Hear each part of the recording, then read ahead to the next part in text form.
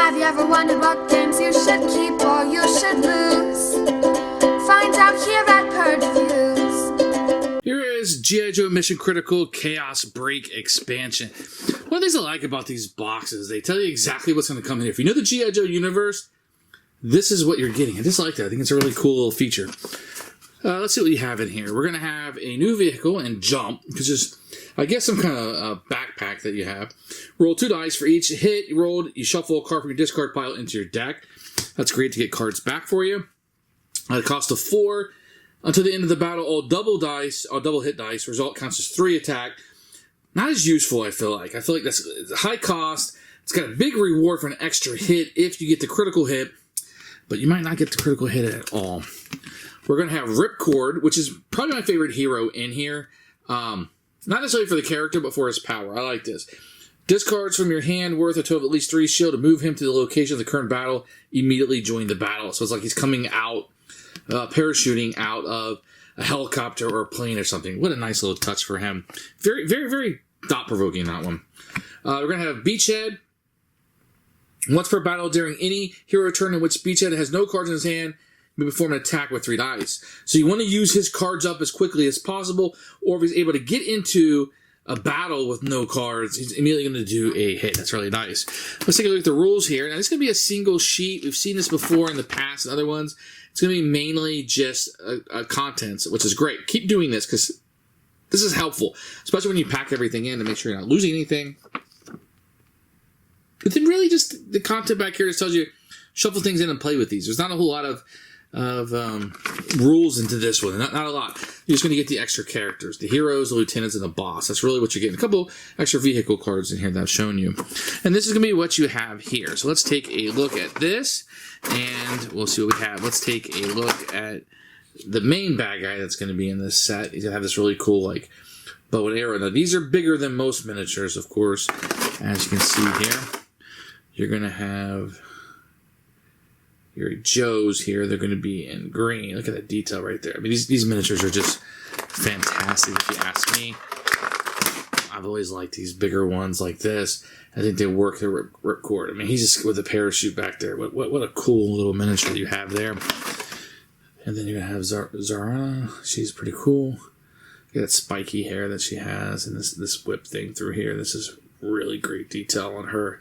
And she looks phenomenal. And then my favorite one, this guy, the Hogman. He's just really cool with that big old cinder block there. Look at that. Wow.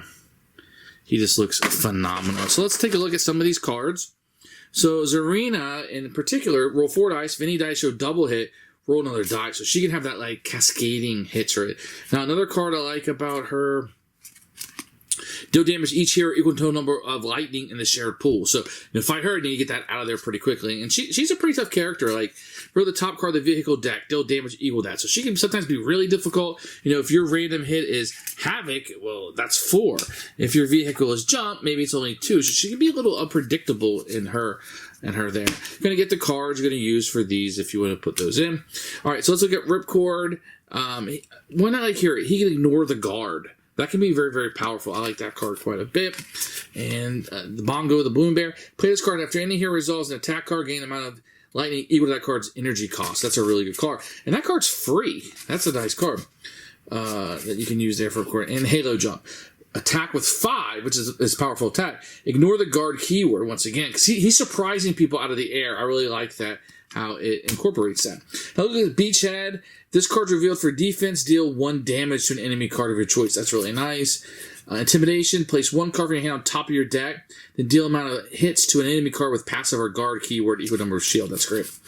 And then I'll fight for freedom. To attack, but after you resolve this attack, you may spend 1 lightning to allow another hero to immediately play a card with an energy cost of 0. Very, very cool as you're going through. I can't, but I do like Ripcord a little bit better. Now, when you're doing Road Pig, one of my favorite guys to fill, you get 5 damage. That's pretty generic. But discard all the vehicles on the board. That's terrible. Each hero discards the top card of the deck, okay? We're getting through that. So he's a pretty... Well, this card's going to play 2 critical die result or treat it as 1. And then drain 2 lightning when this resolves. So you can kind of get rid of things. I like playing with him quite a bit. And then the boss. You're going to have Zartan here. Now, what's going to be in my hand? So, deal tone is split among the heroes until they choose. Each of their damage must place a card from their hand on top of their deck. But here's where he's going to get bad. Deal 6 damage to the hero with the fewest. He's going to attack who's the fewer. Deal 3 damage to half of the heroes in this battle. After the card, return to the top of Zardan's deck. So he's going to go back into the deck. So when you have to kill so many of these cards, it's going to be hard when these are going back up on top. So you can be very slippery as you're trying to get him. So what do I think about this set in general? I do like it. Ripcord's one of my favorite players to play as. I like how he's jumping out. I just think he's neat. He can jump into battles. A lot of things you can do with him. I do like the jump vehicle a lot. I like that kind of idea. Like, okay, let's go over here and do that. And I would say him and Ripcord are pretty good. Now, this boss right here does play differently the way the cards go back on. And Road Pig has become one of my favorites too. I just like the simplicity of him as a bad guy. So this one actually, while I wasn't sentimentally or nostalgically into a lot of these characters, I wasn't as familiar with them. Of course, Ripcord was probably the one I knew the most, but I like the way he plays. I think this is a really good set. This could be a place where you could start with an expansion and be like, okay, maybe I want an expansion. You're going to get some heroes, get some bosses, you're going to get the lieutenants. I think this will be a nice place to start with a couple of the neat vehicles. I don't like Havoc as much. Some people might really like him, especially if you get those critical hits. You're going to like him a little bit more. But I do like this set quite a bit. And one of my ones I can recommend as an early purchase, that Chaos Break may be one that you want to get.